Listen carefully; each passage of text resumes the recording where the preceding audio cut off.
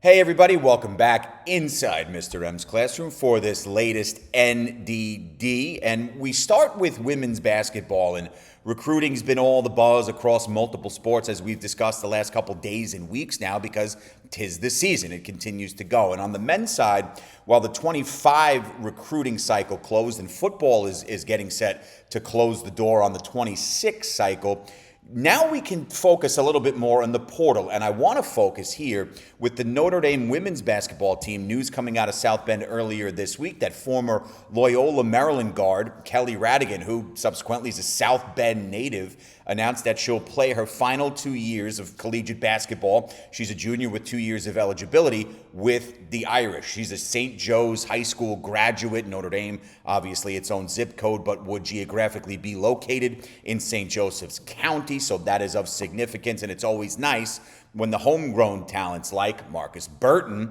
the star basketball player for the men's team, it's always nice to see them come back home. And the nice thing here about Radigan, just from my perspective, a consistent three-point shooter.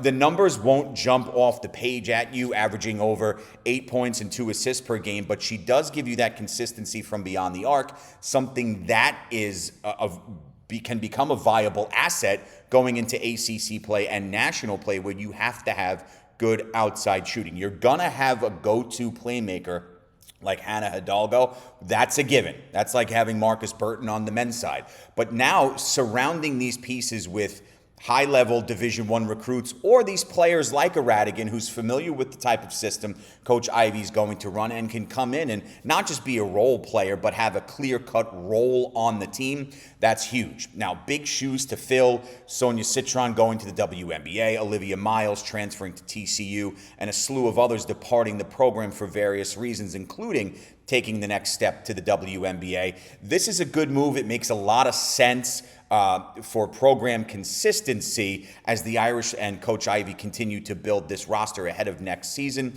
After finishing last season 28-6, which included a 16-2 mark in ACC play before bowing out in the Sweet 16 against TCU. So it is a return home of sorts for Kelly Radigan, who comes back to South Bend, where she will finish her basketball career with the Fighting Irish. Transitioning to football once again, and right on cue, right? We talked yesterday about how impactful Jeremiah Love has been, Leonard Moore, how great he has been since stepping into that cornerback one role with the football program. And we're talking yesterday here on the program, all of this individual talent that Notre Dame possesses, it adds up to create a monstrous program, and one that, as we saw last year, right, posting a 14-2 record, has that capability to stay in that national title contending conversation. And while Love gets a lot of the love, and he's a Heisman contender, or at least he should be, Leonard Moore probably flies more under the radar than he should.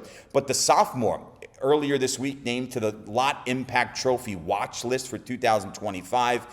This was on the heels of already being a Pro Football Focus All-American, freshman defensive player of the year last year by FWAA, and also earning his way onto numerous freshman teams across the All-America landscape. This is more big news for Leonard Moore, who has a huge role with this program moving forward, as he now consistently will slot into that top role vacated by Benjamin Morrison, who was selected last month in the second round of the NFL draft by the Tampa Bay Buccaneers. So it continues to add up. These individual accolades for Leonard Moore speaks volumes about him as a person and a player, but also the state of the program and the direction that this football program continues to head under the guidance and tutelage of Marcus Freeman. So a tip of the cap for Leonard Moore. Once again, it's going to be a big season for him, and overall, we think a big season for the Fighting Irish on the gridiron.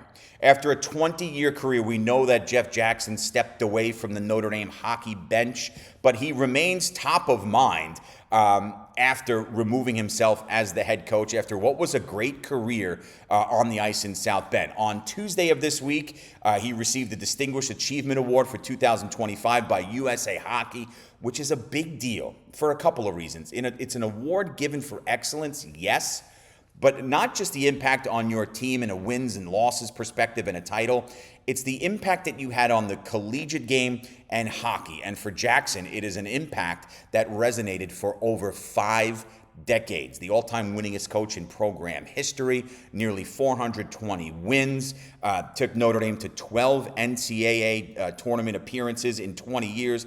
That included 4 Frozen Four berths and 2 trips to the national championship game in 2008 and 2018. He was the Penrose Award winner twice in 07 and 18. That's the award given to the top coach in collegiate hockey each year.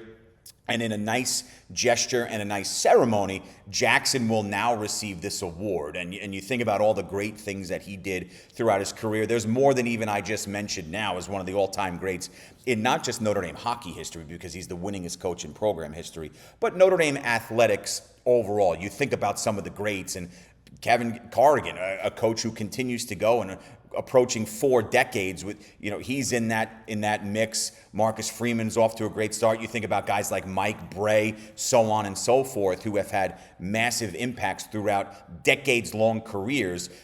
In a nice close to this chapter, Jackson's going to receive this award at a very special ceremony in Denver in early June. So that's a nice honor by USA Hockey, and it's certainly a big deal, and it just adds up to another special moment for the University of Notre Dame athletics. So a big congratulations goes out to Coach Jackson, who earned every bit of this. And you talk about honors. When we started the program talking about Leonard Moore continuing to receive additional recognition across the country for everything he's done on the football field. How about what Grace Wygand did in her final season with Notre Dame lacrosse? A 25 graduate, recently got her diploma. She earned her way onto the Tuerton Award watch list earlier in the season. A slew of All-America honors. Well, on Wednesday, FightingIrish.com, the home of Irish athletics, puts out that Wygand earned an invitation to the Intercollegiate Women's Lacrosse Coaches Association Senior All-Star Game, which will be played later this summer.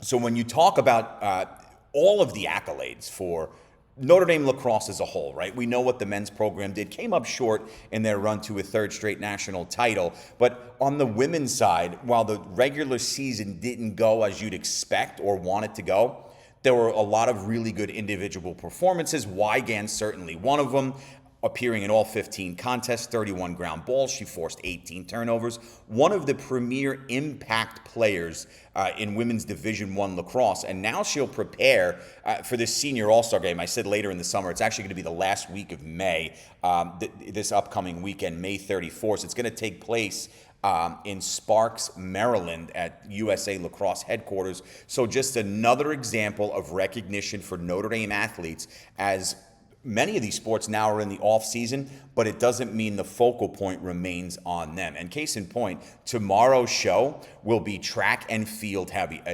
Overabundance of Notre Dame athletes being represented at the track and field outdoor championships. So we'll get talking about that tomorrow. Notre Dame football tickets are getting set to go on sale, so that's a huge deal. We'll get into the finer talking points about that tomorrow, and a little bit more about football recruiting as the 2026 window is starting to come to a close now. And you know by following this program how good that 26 Notre Dame class has been. So lots on the menu for tomorrow. We're going to have to feast. Have a great rest of your day, and as always, go Irish.